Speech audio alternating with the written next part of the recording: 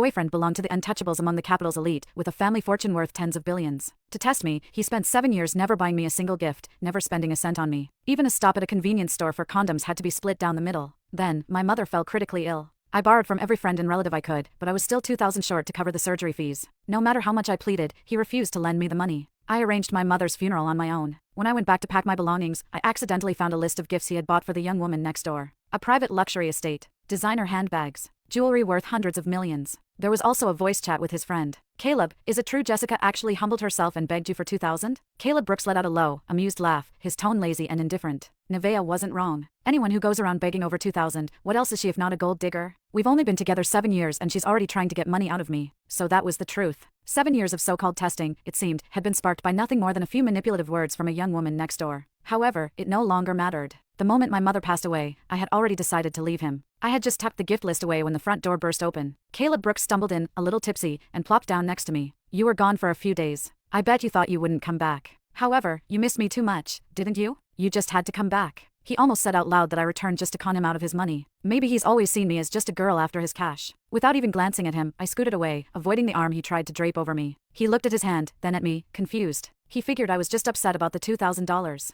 I'm a little thirsty from all the drinking. Go fetch me some lemon soda, he said. He was always like that, bossy and dismissive. However, when he first pursued me 7 years ago, he pretended to be poor. He had me completely fooled. Jess, I've got nothing, and I can't promise you a future. However, we can work hard and make a good life together. I believed his honest face back then and agreed. I needed money, but I could get by on my own hard work. I was touched by his promise to work hard together. However, the longer we were together, the more I realized that he was not like everyone else. He would turn his nose up at anything cheap. He would make me do things that he could easily do himself. It all clicked when I saw him step out of a fancy car and into a swanky club, treated like a star. That's when I knew our relationship was built on lies. He was always afraid that I was just after his money. Caleb spoke up again, snapping me back to the present. If you need money in the future, just ask me. Don't use your mom's sickness as an excuse. You're not scared of getting what's coming to you, huh? His words seemed so silly to me now. I looked up at him with an icy stare. Would you actually give me the money if I asked? He paused, looking unsure for a moment. However, then, as if proving a point, he gave me a mocking glance. Nevaeh was right. You're only with me for my cash. He said that and sent me a transfer of $1.88 on his phone. The note with the transfer contained 2 words, gold digger. I had been with him for 7 whole years and had not spent a dime of his money. I even gave him gifts on holidays and anniversaries. He took them like he was entitled to them, but he never got me anything in return. He would mockingly ask if I thought it was a man's duty to buy gifts for his girlfriend. That's how he looked at me, like a gold digger. After all, he was an heir with billions to his name. I thought about the gifts he had bought for Nevaeh Smith.